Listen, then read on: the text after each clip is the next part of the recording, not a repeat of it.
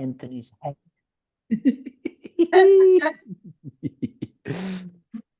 Very good. Very nice. Oh, Rebecca. Hello, sweetheart. Like your altar. Yes, it's an old piano that we had, in my family house, and then nobody ever used. And then when I came to take care of my dad, I said, "I'm taking over the piano." And then my mom was very happy, thinking that I was going to learn piano. And then I put it on these Buddhist things, and she was a bit like, "Oh, okay, so that's why you wanted the piano for." So that's That became the outer, you know? That is where the outer is. So nobody can play piano anymore. But that It's like my it's is very good. So everybody okay over there? Everybody alive at least? That's already, yeah. half of it. So now that we are like alive, then we need to make sure that we can start to make a good use of our life, right?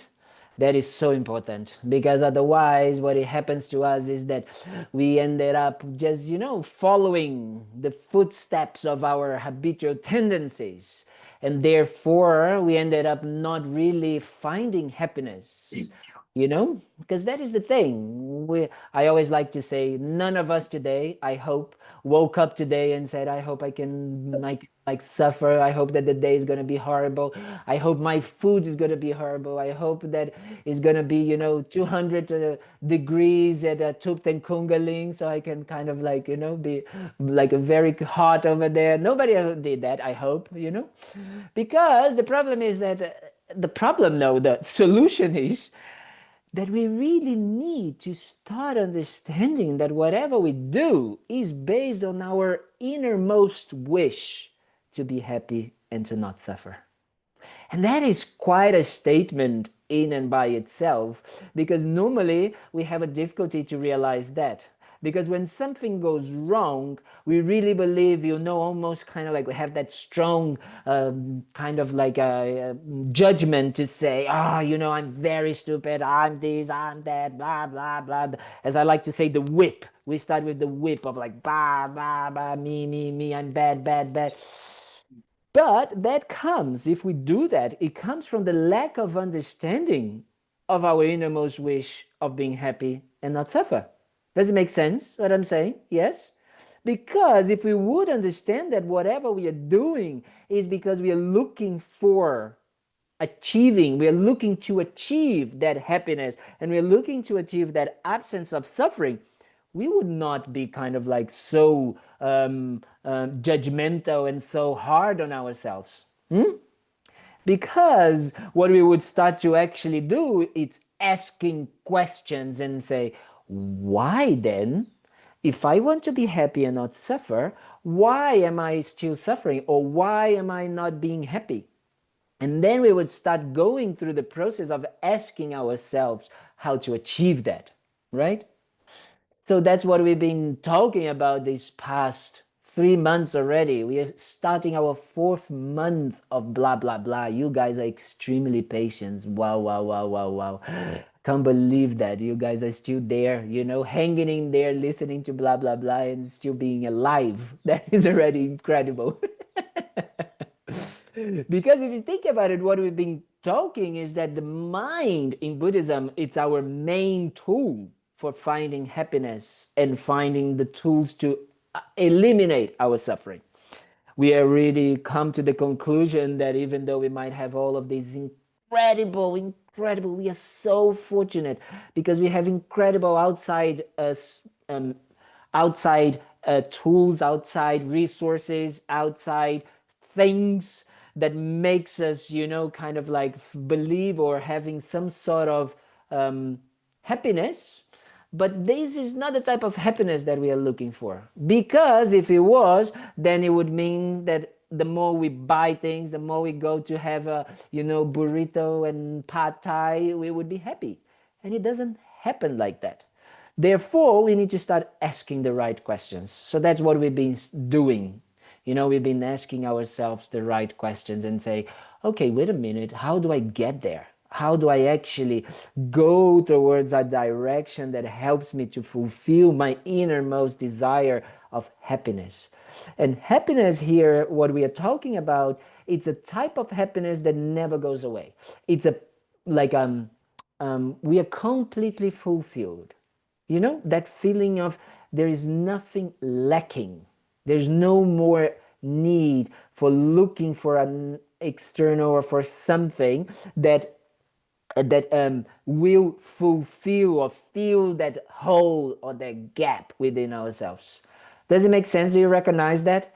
Do you guys recognize inside of us that kind of like energy that is constantly moving and looking in all places and everywhere, you know, that fulfillment of happiness? And especially we look for it in our porridge, in our kind of like, you know, half coffee, in our, you know, pad thais and all of these things, and also in our cars, in our computers, in our all of the things that we do, you know, that we create externally as distractions, let's say like that. I don't like not normally distractions, but it's we really believe, we really, really, truly believe that looking for, you know, for that happiness in those experiences, these external experiences, will fulfill us. That is the thing. And that is what we need to start kind of like coming to the conclusion in our own experiences and say, maybe I'm wrong. Maybe it's not there. Maybe it's not exactly there that I'm going to be able to find it. And therefore, we need to start developing then the wisdom, the inner wisdom, to develop the knowledge and the discernment on how to achieve that happiness and to how to eliminate that suffering.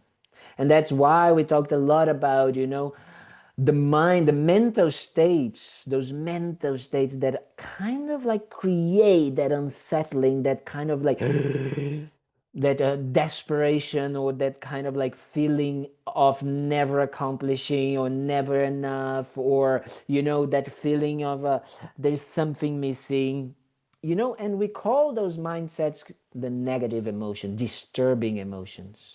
That's what we call them, because they disturb our peace of mind. That is very important that we understand it. But just understanding that is not enough. Why? Because we are familiarized with them, completely familiarized. We are completely, as I like to say, you know, spontaneously, you know, kind of like they're coming up. We don't need to do any effort. They are effortless for us, you know. They come up.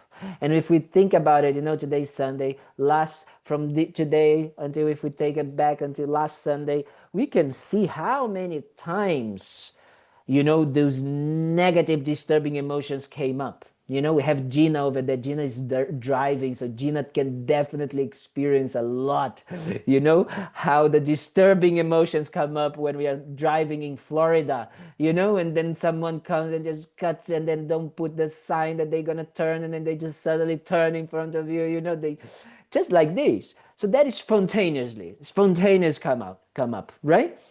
So that is what we need to understand. Though the reason why they spontaneous come up not necessarily means that they need to exist and stay there. Huh? They don't have to.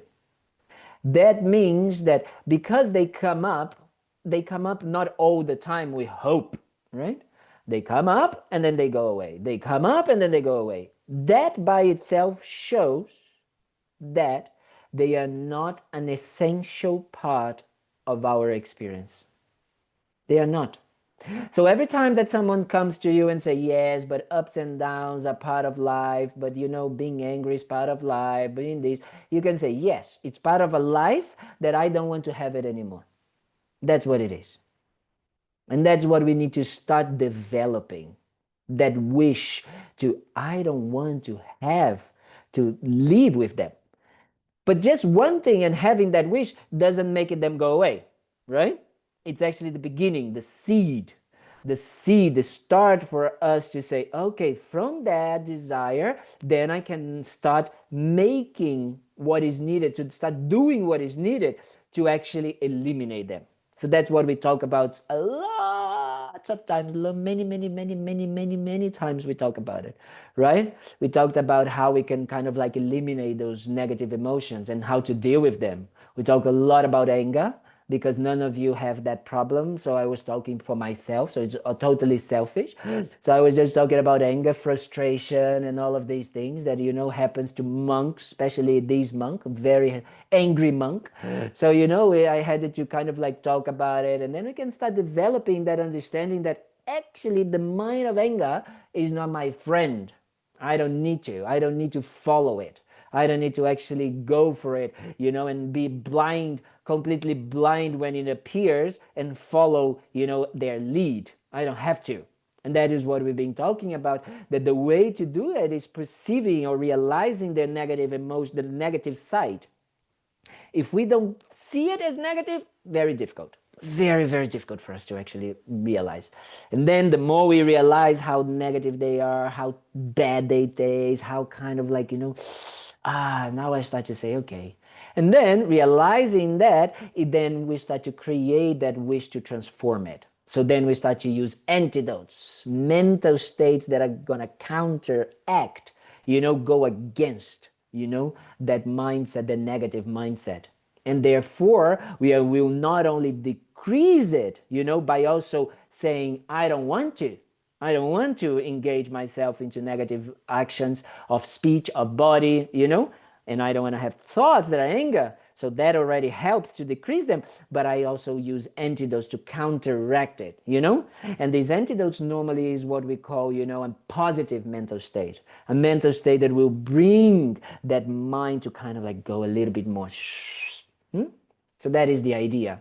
That's why we talk a lot about, the anger, attachment. We talk about pride. Where's Jay? Jay was there. Jay's there. Okay, Jay's listening. Jay's our proud friend. So he's there, So that's what we were talking about. I was making fun of him.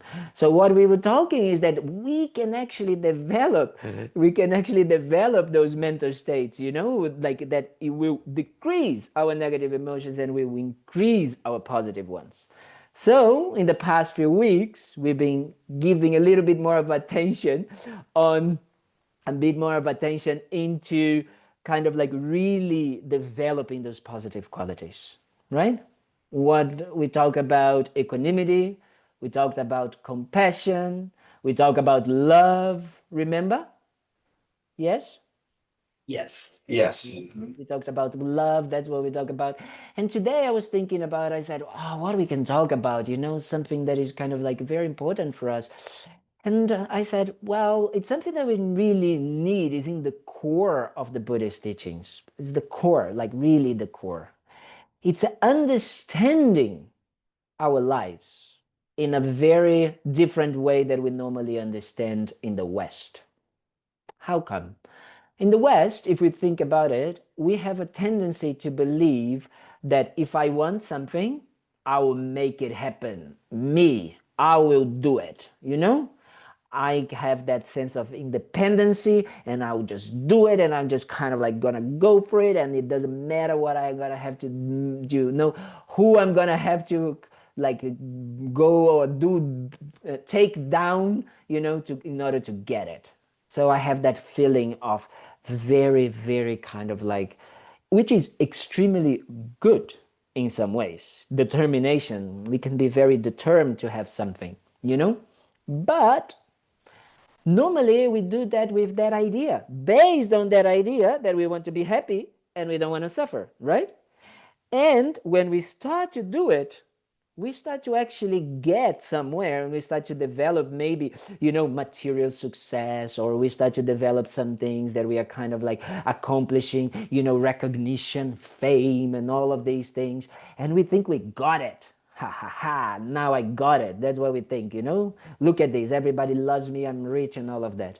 And then we're going to go and check, especially those Hollywood stars, those kind of like, many like famous people. And we're going to check if they are actually happy. Some of them are actually completely depressed, taking drugs, taking alcohol, taking, kind of like medicine to survive. Survive. Hmm?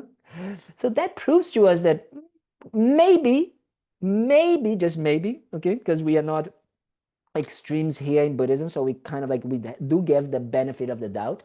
Maybe those aspects or that way of doing it is not really fulfilling our aim of being happy and not suffer. So therefore, what can we do? What can we do in our daily life that can actually shift that perception? Well, the first thing that we need to start doing is realizing that that sense of independency, that sense of just me, myself, and I being the center of the attention and being the core of my worries, the core of my um, um, obsession, of my daily obsession, isn't necessarily the way to achieve that aim of being happy and not suffer. Just bringing that doubt, it's already very special, right?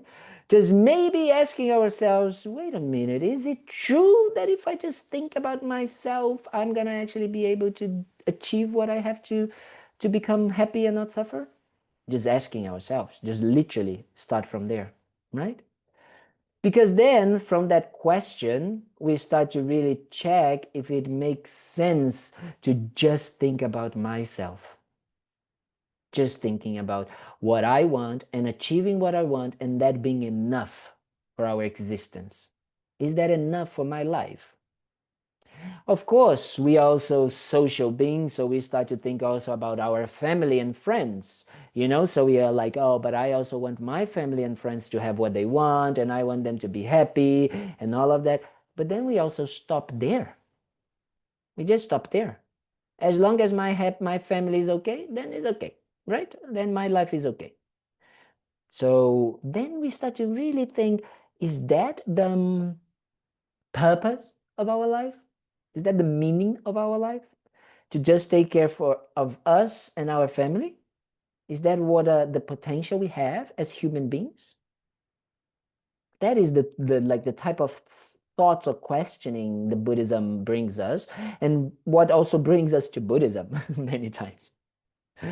Because then we started, I remember myself when I was in finance world, in my past life. And I remember that I was starting to achieve that, that kind of like independency. And I was starting to, oh yes, I can take care of my family, my mom and dad, my brothers, and I could, thinking about that. But I was still miserable. I was still not feeling it here. I was still not really, kind of like being relaxed and being calm and being happy and being kind of like fulfilled.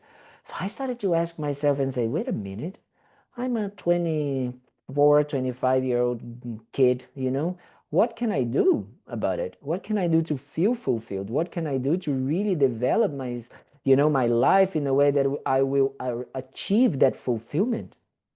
Hmm?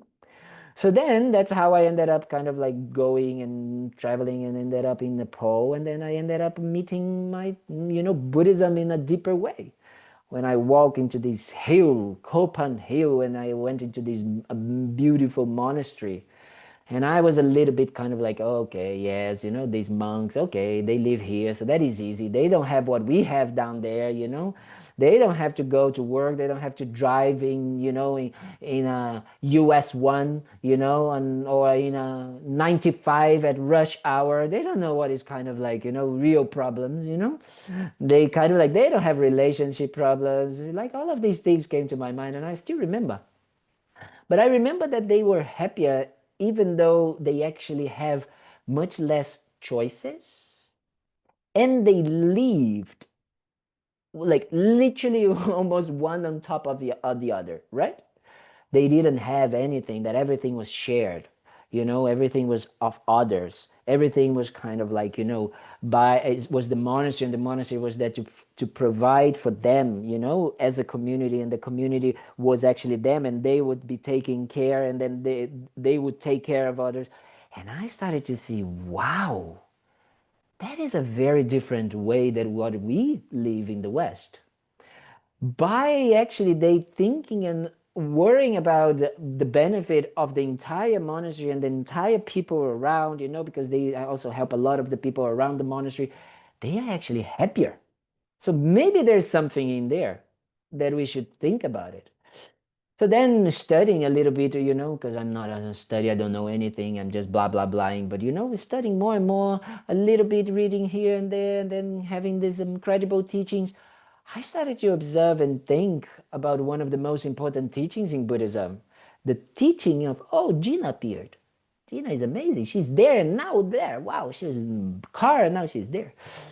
So that is kind of like what actually starts to happen with us is that, oh, the more we open our hearts towards others, the more we think about others, the more we start to actually be not worried, but we start to be willing, okay, that wish to think about others' well-being and trying to help them to achieve that, I became happier. Life becomes meaningful, purposeful. This is a purpose. So I started to really look into this, and and Buddhism really talks about that. And especially talks about one of the basic things that we need to look into when we start to think about it, which is about the kindness of others. And the kindness of others, observing the kindness of others, is sometimes extremely hard for us. Because normally we start to say, oh yes, people are very kind to me, but there's always a but, but I paid, or but I also did that, but I'm like, but actually on a very clear, like, as I like to say, is there any new people over there today? I cannot see. Yes, there are. Yeah, there are new people. Okay, so I'm so sorry you guys have to endure with me. But I hope that you guys can take something that I say and really try to use it to your own life. That's the most important. So don't believe in anything I say, okay? So that's the most important thing.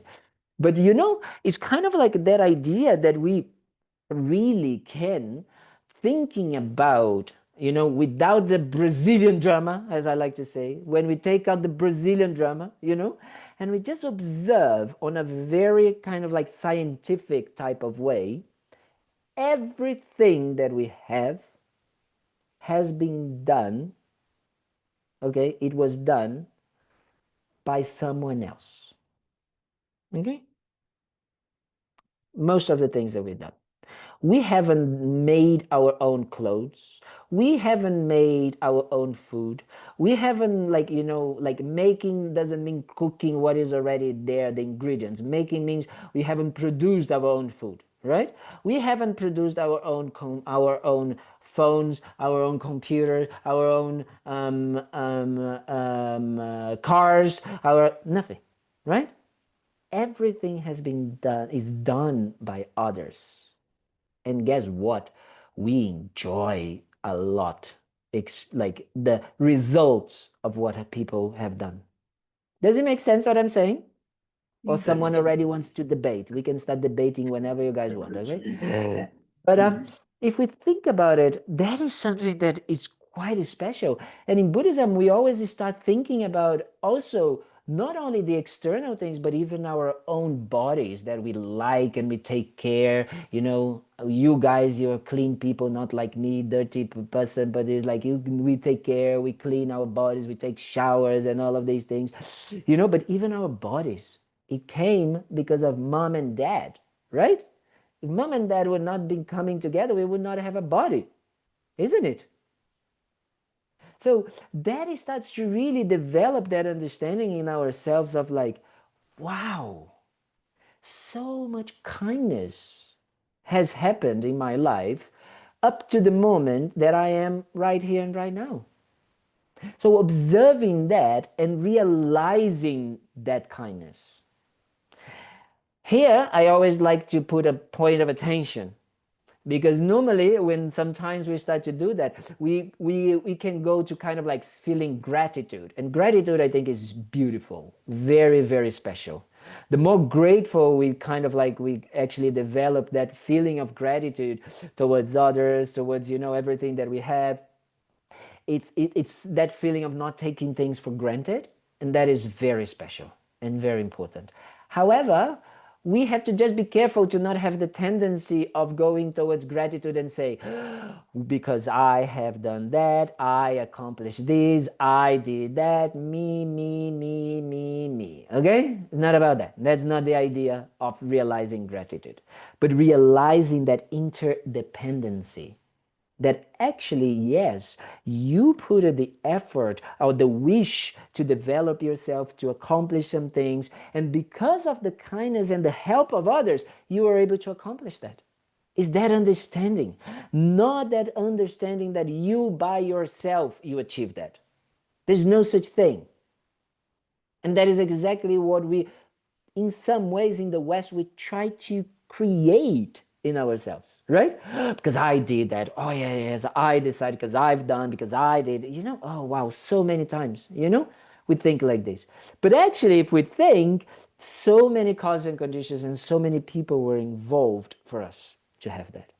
So developing that wish, that recognition, first the recognition of the kindness of others is a baseline, is the basis of our development of the wish to transform ourselves and to help others. Because if we don't, then we just think that, we have done it by ourselves and therefore it's just our merits, it's just me, nobody else. Does it make sense what I'm saying? Do you guys recognize what I'm saying? Trying to look for my water bottle. I forgot. Why do Yes? you call it all kindness? I mean, a lot of times people are doing things like their jobs for Yes. their own happiness, not to be kind. Yes. But if you think about it, kindness doesn't mean that they need to be kind in order for kindness to happen. It doesn't need to be that, right? The kindness comes because they are using their body, speech, and mind in order to accomplish something that will bring us pleasures or comfort or whatever. In that way, it is kind, right? If you think about it. Does it make sense what I'm saying? Okay. Yeah, Yeah. that's different. So that is very important because that is really starting to understand in some levels. Is like, oh, people don't necessarily need to have that intention for me to actually be able to enjoy, right? I have to have the intention. That is most important. That is what I actually have the control of, right? Because if I am going to wait for everybody to be kind in the sense that we are talking here, the kindness of wanting others, like of love and compassion, of wanting others to be free from suffering, of wanting others to be happy, I might be a little bit disappointed. Why?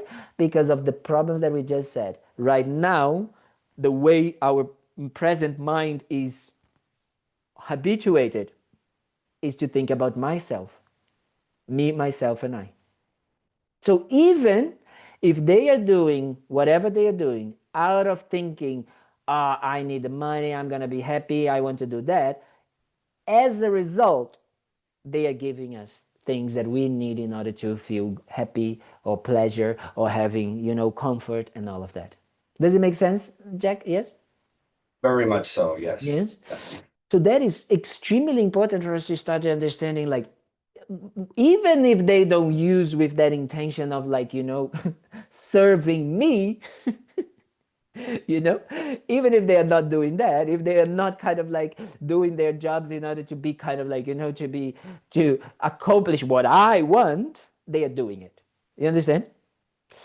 However, what it happens is that the moment we start to develop that mindset and we start to understand that, really start to accomplish that, we start to really look into how much kindness, it's just incredible kindness we receive in our daily lives. And in Buddhism, we always start to looking into the kindness of our parents. It's the first kind of like group of people, let's say like that, that we start to look into. And that sometimes is hard, right? Because first, sometimes it's easy because we can see it, like how incredible our parents have been. Especially, I think mothers can say that, or people that have kids or fathers as well. When you start to have a kid and you know how a pain in the ass it is the beginning of, when you're like the first 3 months that you need to be kind of like waking up and not sleeping and all of that, and you're kind of like having to just like breastfeed and change diapers and all of that, just kind of like, wow, so much effort. Think about it. Incredible, incredible dedication. Because we are just useless. So many animals, they are born and they are already kind of like eating, doing things, swimming, flying, doing so many things, and we are just there, pooping, eating, and sleeping. That's what we are doing. So it's kind of like so kind that they are doing that to us. But if you think about it, of course, sometimes we don't have a good relationship with our parents. Sometimes our parents have been a little bit, abusive, or maybe they, left us or anything like that. But there was someone that made us or took care of us for us to be here where we are. So that is why the Buddhist understanding is that if we start recognizing the kindness of others, we need to start recognizing from the kindness of those that gave, like the body and sustained our bodies when we were growing up. That is very special if you think about it. Very, very special. Very powerful, right? I'm having the incredible, incredible, incredible opportunity, the incredible fortune to be now with my parents, now they're getting old, and to be able to check. And I'm having these at the same time that I'm having my brother having a little baby and seeing exactly the amount of work that it is to raise a child, right? So if you think about it like here, and then you look it into your parents right now and you say, wow, they have been very kind, right? So that creates that wish in some ways. That's what we are trying to kind of like realize. And then we start to realize all of the things that we know right now. We know how to walk, we know how to talk, we know how to eat, we know how to think, we know how to do things due to the kindness of course, our parents, but so many other people. Everything we know was taught. Everything. We didn't even know how to walk. We didn't know how to eat. We didn't know how to like do anything. So everything was taught to us, right? And that is very special if you think about it. All of the people who kind of like helped us to achieve that understanding and that knowledge, that skill, that kind of like, ability, because people have been kind to us in that way. Again, they didn't have the intention maybe, but they did anyway. And that created a result of our experience that we have right now of our lives. Yes, Bob. How do you deal with the inner conflict when that hasn't been your journey? Because the way I'm hearing you describe it, regardless of what your journey was, and regardless of the fact that your journey might have been very painful and not very pleasant, you're still saying you should somehow see or feel or recognize the kindness Yes. of So your journey. yes. So first, never should. We never say should, because we are not. We don't have to do anything. Especially here, it's very important that it's like there's no dogma in Buddhism, and definitely not dogma from these crazy monk here. But it is not the point of view to reframe our own experience. Because right now, the way we are experiencing whatever was our life or wherever was our history, our kind of like, if it is a one of pain, it is a one-sided story, right? It's just looking at one part of it.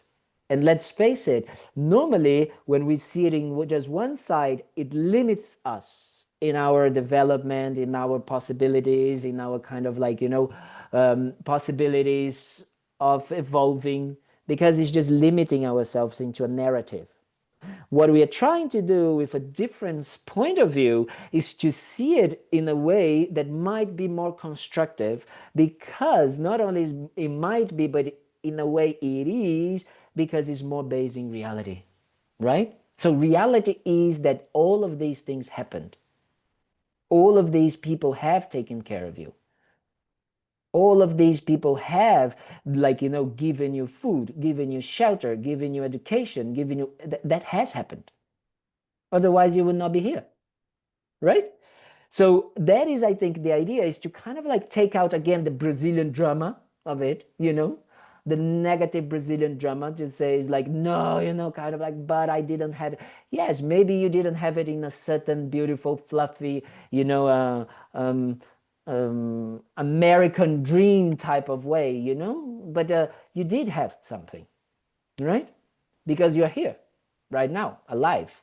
And not only this, if you think it even further, maybe it was exactly because the way that those things happened that brought you here, for you to develop yourself and for you to even be even deeper, you know, into your development of, you know, wanting to change and transform yourself.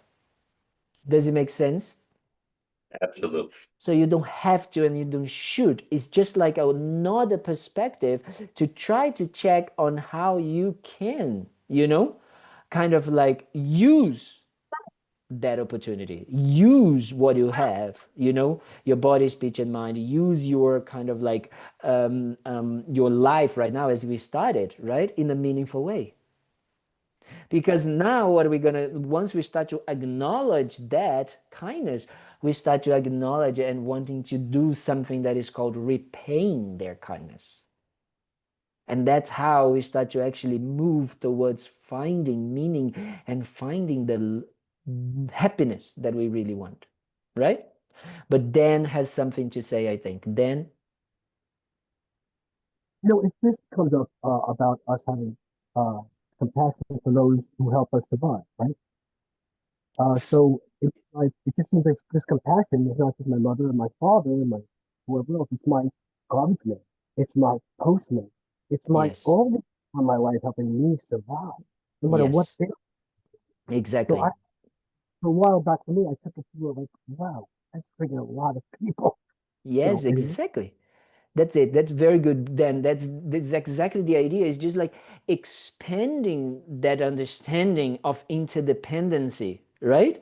Understanding that is not your family because your family needs also food and needed that and needed like your job from your parents and all of that for it to happen. So all of the people that allow it to happen and all the people, and then if you actually start to see it, everybody almost in the universe was needed for you to be where you are, right? So that is the expansion of that we can actually develop more and more and saying, wow, right? That is so special that we have that. But then we need to be very careful to not go into the guilt, you know, the like a kind of like a Christian guilt of like, oh, you know, then I need to do something, I have to, you know, not that like that, because they didn't do it again, you know, because in some ways they were doing that, yes, because they also believed that this was going to be bring them happiness, right? Your parents maybe like, you know, had you thinking, oh, I'm going to be so happy, you know, when I have a kid or something like that, you know, and then you came and then they definitely didn't become happy. No, I'm kidding. You know, they became very happy, you know. It's like, because you know, that's what it normally happens with us, you know. It's like, we believe that the next thing we're going to do is going to bring us happiness, right? So that kind of like is the idea that, oh wow, but that necessarily didn't bring them the happiness that they want. So then when we talk about that kindness and wanting to repay the kindness, we need to go a little bit deeper in Buddhism. It's not just kind of like, okay, so I'm gonna kind of like, you know, feed my dad and my mom, and then, you know, kind of like take care of these and that. Is just, that is great if we can, right? Absolutely wonderful if we have the opportunity to give back in material ways, in time, in love, in compassionate ways, all of this. But the way that we actually want to repay that kindness is understanding the suffering that they have. And the suffering that they have comes from that misunderstanding on how to be happy and how to not suffer, you know, to being slaves from their mental kind of like negative emotions and not being able to develop or see things in a positive, like in a positive, or develop positive qualities. That is the reason why they are actually suffering, and that is the way that I can repay their kindness. And to do that, I need to develop them myself, right? I really need to develop myself. So the best way that I can repay their kindness is being myself, bringing myself to freedom from my own negative emotions, from my own self-cherishing, from my own, you know, kind of like wrong ideas, wrong projections, wrong views. That's the best way I can repay their kindness. Does it make sense what I'm saying? Yes. Yes. At least Jack thinks that is making sense. The rest of the people, I don't know. That's enough, yeah. So that is like the idea that we can start developing in Buddhism that is a little bit deeper than just, you know, the repaying the kindness on giving material things and giving. And that is important to understand because sometimes, you know, we see that Buddhists are not so active sometimes. And I think it's a wrong view from the Buddhist points of view, not the people, that we are not active, you know, like actively doing something to repay their kindness, you know, because if you see Christian people are doing so much, they're kind of like giving food and having hospitals and hospices and so many things. So, you know, it is important that we do things in this way, very important, because it can be a way for us to practice that shift of developing, you know, ways to decrease and eliminate our self-cherishing, you know, a selfish attitude, and develop a mind that is more open and kind and loving towards all, right?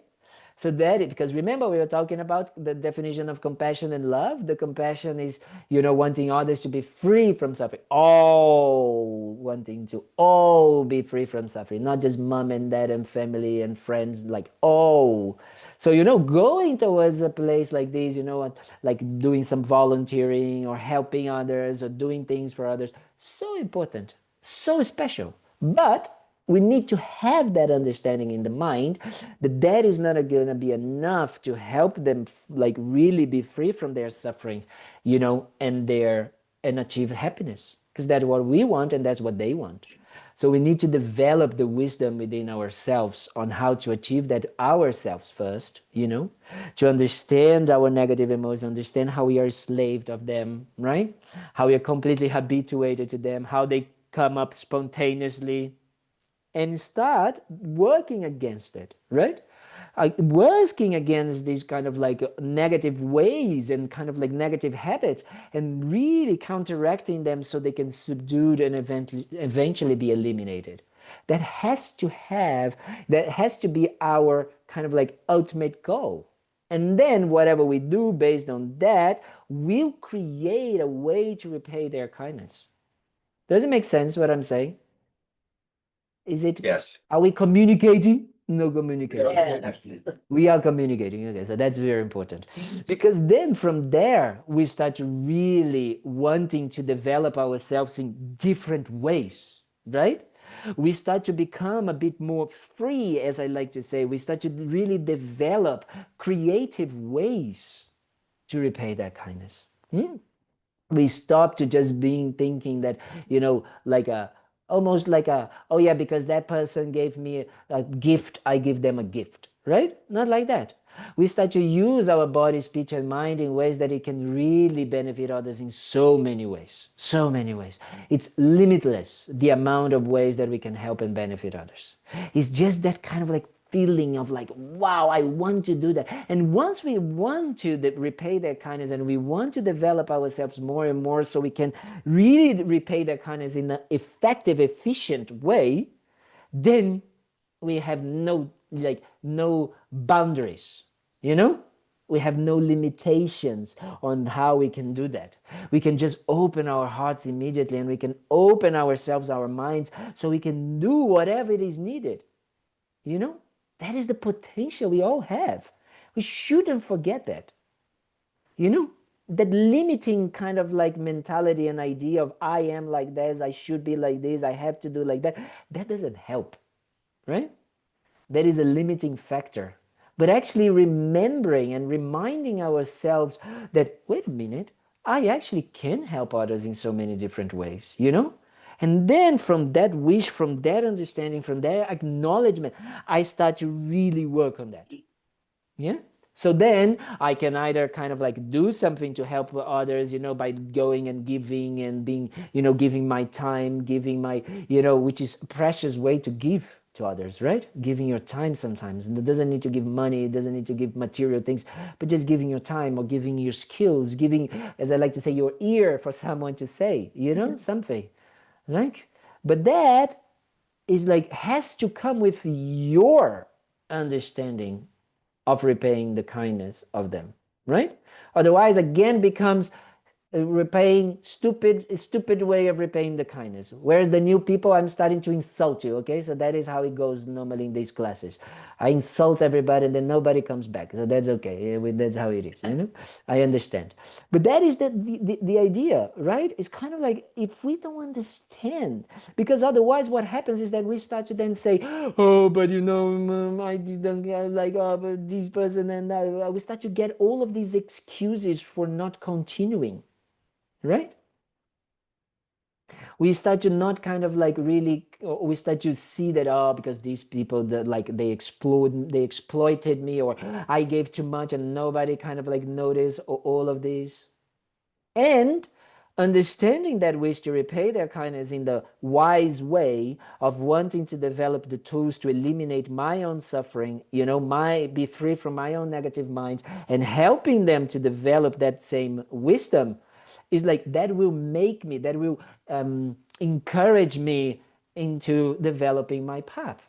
So these will help me when I'm lazy to not meditate, you know, when I'm lazy to not come and listen to blah blah blah from Kalden, you know, that will kind of like help, because it's not only about you anymore, right? It's not just like, oh, what I'm gonna get from that. Well, what I can actually get from there in order to help and support others, then it becomes powerful. Then life becomes meaningful again, right? Then we have that energy, that lasting energy to move us towards, you know, developing ourselves more and more and more and more, and wanting that and seeing the benefit of it. Because, you know, we started with that kind of like in that motivation or intention that we want to be happy and not suffer. And the more we start to do it, the more we start to help and support and repay the kindness of others with that wisdom, with that understanding, the happier we become. Guess what? We get it. We start to actually achieve what we want.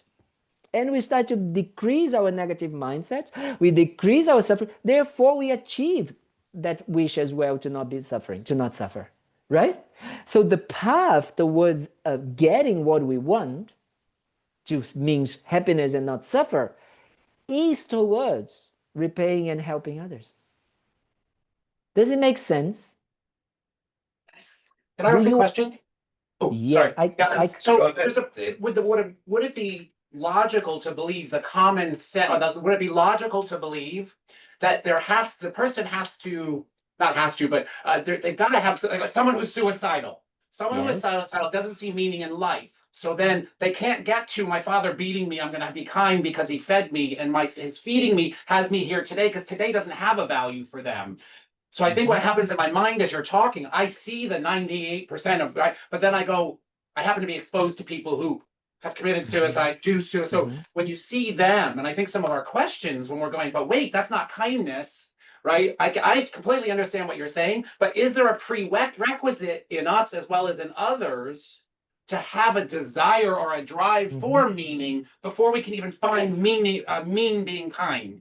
Wonderful, wonderful question. Thank you so much. What is your Sorry, name? talking loud, I like can't this. see you. Make sure you hear me. What's his name? What is Leaf, your name? leaf. I'm sorry. Okay. Leaf, like Leaf, like the leaf? Leaf Erikson. Yes, okay. I thought leave like. Thank you so much. This is a great question, because yes, there is a prerequisite. Yes, you know, and that is why, you know, we started talking a few weeks, and we've been talking, but especially what we are talking in the other two classes that I gave on Tuesdays and Thursdays is about the first teaching of the Buddha, right? And that is why it's so hard sometimes for us to start with that, because, you know, the Buddha, the first teachings of the Buddha, when he got enlightened, when he woke up to the reality of his own mind and reality of how things existed, that's what he realized. That's what he woke up to, right? He's not that he's not that, he is awakened to what? To reality, to how things work, to how things are. That's what he realized. He said, how I'm gonna teach that, right? And he decided, from his own wisdom and his own compassion and his own power, to talk about suffering, right? And if we don't understand what suffering really means in Buddhism, right, and what we really means in the sense of our existence, it's going to be very hard for us to then look for the causes of it. right? And if we don't look for the causes of suffering, we won't look for a solution for it, right? So what I'm talking about, that way of reframing, that way of repaying the kindness, the way of seeing that, it needs to come from understanding suffering and the causes of it. Does it make sense what I'm saying? Yes. Because if, like, for example, a person who is suicidal, it's in extreme suffering. Think about it, right? It's just so much suffering. However, because they don't understand the cause of that suffering, or the way they understand the cause of suffering is, it's inside of me, and if I actually finish my life, I'm going to finish that suffering, right? So that is not based on what Buddhism say reality, right? Because that is not true from the Buddhist point of view. The Buddhist point of view, when you actually commit suicide, you're creating more suffering for yourself. First, because of the pain of it, right? You're finishing with your own life. You're finishing with your own potential for finding happiness as well, right? So actually, you're finishing with so many incredible potentials that you have. But not only this, but Buddhism says that the mind continues even though if the body finishes. So that means that you created a very strong seed or habitual tendency in your mind of suffering and thinking that this is the way, like a very wrong view of finding the solution for finishing your suffering, because it missed the point of understanding the cause of the suffering. And the causes of suffering in Buddhism is the negative emotions, okay, those kind of like that mind of self-cherishing, of selfishness, the mind of anger, the mind of attachment, the mind of low self-esteem, of anxiety, of impatience, of all of these mental states. So the person who commits suicide forgets that actually those mindsets, as we started to talk in the beginning, they are a part of our experience, but they are not essential. Therefore, we can eliminate them, right? So if we miss that part, we think that then I just need to stop these lives, so then these experiences of suffering and those mental states, these negative mental states are going to be finished. And not only that, but also we forget that the causes of suffering is not only these mental states now, but the continuity of them, the seeds and the habitual tendencies, patterns that we create by doing and allowing them again and again and again and again, right? So that is actually, we can see, as we said, if effortlessly negative emotions arise in us. So that means they are effortless because of habitual patterns, not because we are bad people, not because we are, stupid, nothing like this. It's just because of habit, right? Confused. We are confused. We are just confused on how to achieve happiness and not find happiness, and to be happy and not find absence of suffering. So, and that comes from our wrong projections of how things exist, right? Our wrong views of reality. That's how the Buddha's kind of like assertion, that's what he was asserting, that mindset that actually believes that things are, permanent, that things don't change, that things are not exist because of cause and conditions, that creates a wrong view and makes us act in a certain way, right? So that is kind of like the prerequisite in some ways for us to start developing those positive qualities. I don't know if it makes any sense, and Yes. if it's helpful. I have a question though. Isn't it also that we are not our emotions? So there's a separation of seeing that we are beyond emotion. So it's kind of like what happened to Eckhart Tolle when he was about to commit suicide, and then he realized, wait, what's that other voice? That's not the negative voice I'm hearing all the time. There's something beyond that. There's an expanded awareness beyond negative or positive emotion. Is that part of Buddhism as well? Absolutely, but in a different way that Eckhart Tolle, because Eckhart Tolle is going to talk about like almost like an idea of a soul or existent self, but Buddhism talks about potential, good potential. Remember I said about when we're talking about the death, like, when we are talking about suicide, what we are actually also ending is the potential for our own goodness, right? So forgetting that. If you think about it, when we commit suicide, well, We don't know because we haven't committed suicide, otherwise we'll not be here. But with the mind of suicidal is that like, that really kind of like is really seeing and believing that we don't have anything good to give because then we would need to kind of like finish our lives, right? So that is the opposite of Buddhism.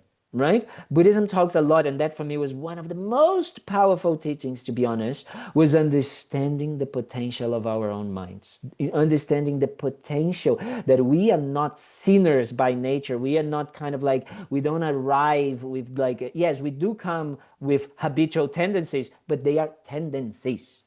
That's what they are. They are habits. Therefore, they can be changed. Therefore, they can be stopped. Therefore, they can be eliminated, right? So understanding, so you're very true, is like understanding that negative aspects of the causes of suffering, that suffering, what is, and the causes of suffering, it gives us the third aspect, the third noble truth, which is the potential for cessation of those causes of suffering and the suffering, right? And understanding that potential, that kind of like, yes, we are not our negative tendencies. We don't need to live with our negative tendencies, right? As I said in the beginning of the class, the mind is like, if we were all the time angry or all the time under the influence of negative tendencies, therefore we would not have escape. But it's not like that. We are not like that all the time. Therefore, it gives us that kind of like taste of the potential, right? And that is why we are talking about developing those positive mental states to help us believe again, right? The more we develop love, compassion, kindness, kind of like appreciation, the more we start to believe in our own good potential. Therefore, this is going to be a very strong mindset, right? As you were describing with Eckhart Tolle, in the way of like giving us the hope, giving us the kind of like, oh yes, I need and I can get out of it, right? I don't need to follow those negative emotions, right? I can do that. That under yes, you said something about like not identifying ourselves with the negative emotions. Yes, this is great, right? We say in Buddhism, we need to stop identifying with the clouds, with our negative emotions, and remember that actually our nature is like the sky, right? Limitless, free, pure, right? That is really something that we need to connect with. So that is the two aspects of the mind, of the mental training in Buddhism, right? The science of the mind that I talk about Buddhism, it's always about, decreasing the negative mental states and increasing the positive ones as well. In the positive ones, it's also that idea of our purity and our potential of the mind. Does it make sense, dear? Yes, it does. Yeah, Sus. No, but it was Susan. It was Sus that. Yeah, makes sense. Thank I recognize the voice already. So I Jack, you said, sound like Susan? Exactly our representative. so that is kind of like, that is very important that it is, and it's such a good question in that sense. Both of your questions were good for that, because that is so important as well, and Lama Yeshe was so strong in that. Is kind of like, let's not forget the potential we have for our own goodness, right? And I was talking to someone recently, I don't know if I talk about that with maybe this class, I'm so many classes that I don't remember, but is like that idea of like, the moment that we are not activating our potential, that also helps. It's not to be guilt, okay? So don't come with the guilt part. Get out, take out the Brazilian drama. Don't forget that. Take out the Brazilian drama. But it's like, if you do get it in the idea of like, oh wow, when I'm here beating myself up and say, I'm a bad monk, I'm a this, I'm that, I shouldn't be doing this. When I do that, I'm not allowing others to benefit from my own potential, right? From my own goodness. That gives us the wish to say, oh, no, wait a minute. Let me put myself together so I can actually help, right? Does it make sense, what I'm talking here? Yes? Does it help? Is it helpful? Yes. Yes? Okay. At least for someone is helpful. So that's, for Sharon, maybe it's helpful. So that is so profound. So then, because the repaying the kindness in Buddhism is kind of like a stable mind, is a beginning of the mind, that once we start to want to repay the kindness, we start to wanting to act to repay that, right? So then it is a kind of like an engagement process of saying, I really want to do that. And then, the kind of like the continuity of this process is what is going to bring us that result, right? But understanding, so we always say that this is the beginning for us to start developing that wish to, yes, I want to help others. And for doing that, I need to decrease my negative minds, I need to decrease my selfish mind, and I need to increase my positives and increase my connection, let's say, or my relationship with my own purity, with my own kind of like essence, right? Those two things are very important. We're going to talk about it maybe next week. I'm not sure yet, but maybe next week I want to talk a little bit more about the sense of reality in Buddhism, right? What Buddhism talks about reality, because you guys are now advanced students, because you've been here for 3 months listening to this blah blah blah, so you're advanced already.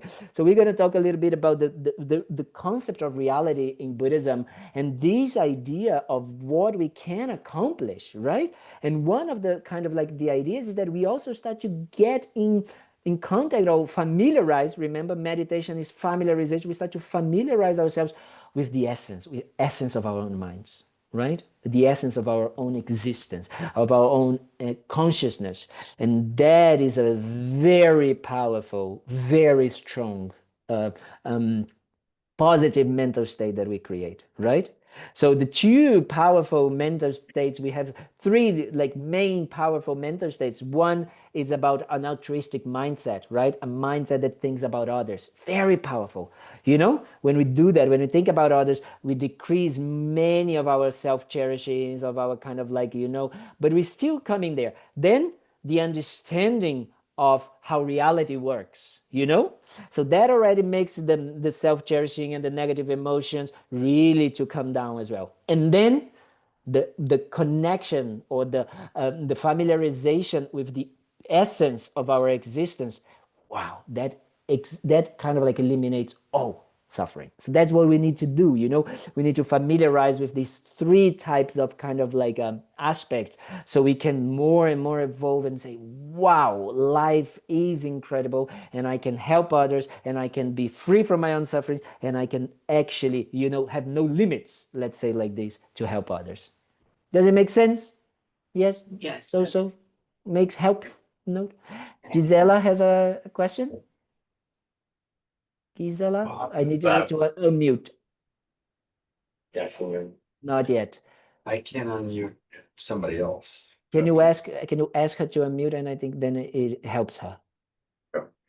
It appears over there. Yeah, Now. can you hear me now? Yeah. Okay. Hello. I'm here in Hello. Mexico in a small place. And when I got here months ago, I was remarking to my friend how kind the people are here. Mm. And just yesterday, I was writing to a friend that every day I have an exchange of kindness. I experience an exchange of kindness. So what I recognize is, at first I was remarking on how kind the people were, but now I can say that it's an exchange. They're kind to me, and energetically, I'm talking about, I'm kind back. It's so easy. Yes, that is And very special.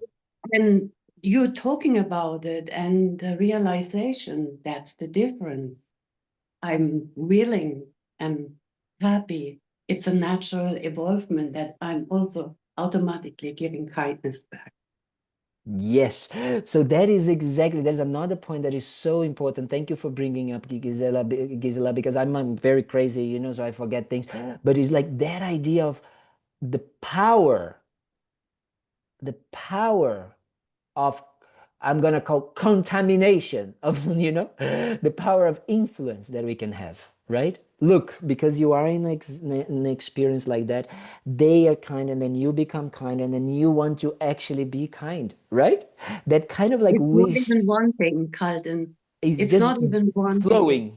happening. Yes, that's exactly this. It's just like it's just flowing from you, right? So it's about, maybe you say it's not even wanting, but maybe it's about like also not wanting to be selfish, and that is already incredible. Do you understand? Yeah, So that, that. Mm, yes, mm, so that is something that is already kind of like very special, because you have that knowledge, that kind of like experience, and you're just sharing it, it's just flowing from, and that is mm. exactly the power of the potential that we have, right? And the more we do that, can you imagine the world would be a much better place, isn't it? If we would all live from that experience, right? So that is a little bit of the awareness that we need to bring to our lives. And and when you go back from there and you go back to Florida, and then things maybe don't get you, if you remind that, then you create that inside of yourself, because you experience that. So you have the potential to do it. Do you understand what I Mm, mean? So that kind of like mm. creates that kind of like, oh, now I'm gonna put intention, and then I'm gonna, as you say, just effortless, allow this to flow. Yeah, and that's what I think is my gift, Mm-hmm. that I can recognize that now, that I have Yes. that potential. Yes. Wonderful. That is beautiful. That is beautiful. Thank you so much for sharing with us. This is very, very nice. Okay, so before you guys go into discussion groups and then the online people start running away, we're gonna do dedication, because I heard that last time you guys were not doing dedication because we were all running away or something like that. So it's very important that we do dedication. We didn't do the formal intention or the formal prayers, to kind of like set up our motivation, but we did. We did because we talked about it. Already someone already left, or someone already started to run away online. So that's very important that we do what we call the dedication, because dedication means what we just talked with Gisela is like, now that I actually realize that all of the seeds, all of the good things that we realize here together, may I use it, may I kind of like nourish myself, may I come to that conclusion in my mind, right? And really kind of like make that conclusion strong, right? Really make it strong, so it becomes an automatic, like an overflowing of my being, and I can share that with others. That is the idea, right? That is the idea of dedication. Dedication is just not kind of like keep everything that we kind of like accomplish, and everything that the insights we got, all of the benefits that we got from whatever we heard today, whatever we talked, whatever we thought about it, but really to share that with others, to continue that, right? That is the idea of the dedication. So we dedicate for that. And of course, we would not be able to do this if we didn't have a place like Thubten Kalden to be able to hold that space for us, and to learn and to contemplate and to meditate. So we also dedicate for not only ourselves, but all of the people in the future, that will come to Thubten Kalden may benefit from this. That is also very special that we keep that in mind, that we can benefit, people can benefit from this place and these teachings, and even ourselves, in that place. And then, of course, we would not be able to do this if it was not for the kindness of our teachers that taught all of us, how to meditate, how to be aware, how to develop ourselves. So they had to go through a lot of hardships and go into a lot of these inner transformation, so they could become that transformation and share with us, right? So we also dedicate for them to have a long life, for them to come back like Lama Zopa, so we can continue learning, and we can become, in a way, like them, that we can become that shift. Okay, so we dedicate in this way. Very important. Very, very important. And out of this dedication, now is the discussion group. Okay, so you guys are going to talk about kindness of others. A little bit of how Gisela was saying is like, can you notice in your life, the kindness of others? Are you actually aware of the kindness of others? And how can you repay their kindness, but in the sense of the Buddhist idea of repaying the kindness, right? How can you develop yourself, what you can do by developing yourself, or what you can do by increasing your altruistic mindset, increasing your wisdom, decreasing your self-cherishing, how this can help you to repay their kindness, right? So that is the idea. So you guys come together maybe in 3 or 4, and the online people can come together. Yes. Are you aware of the kindness of others? That's very important. So you guys can discuss that. You know, Jay, you don't go anywhere. Tali, Brian, we have Gisela, we have many incredible people online today. So you guys are gonna have a good Sherry, John, Mary, you know, you guys can kind of like have a good discussion, online discussion over there. Okay. And then Venerable Kalden, just a quick Yes. announcement. We're doing Oh yeah, a we're gonna movie have night. puja. Oh. Yeah, movie night next Saturday. We're watching Kundun together. Ooh, very good. Just Kundun, it's the story of His Holiness the Dalai What Lama. times? 4 p.m. next Saturday. Okay. And then Next Saturday, today, 4 p.m. Very good. It's a problem. it's a potluck. Yeah, it's a potluck afterwards as well. So, Okay. so yeah. Bring a vegetarian dish if you like. If you don't, then there'll be enough. We have good Yeah. food, Carmen, here. Yeah. It all must go though. Remember that. That always when you bring it, be ready to bring it back. You take it. Unless no one wants to take it. Yeah. And then 4 p.m. next Saturday. And then after today's discussion group, we're going to do a puja. So if you'd like to stick around after that, we'll have a quick snack and then we'll get ready to prepare and perform the puja. All right, so let's get in through. Let's Thank you, go. Venerable Kalden. We'll see you in like 30, 45 minutes. Yes, so we're gonna do a puja. What time we do the puja? Okay. I think probably by 1:15 we'll be set up. 1:50. Okay, that's wonderful. See you soon.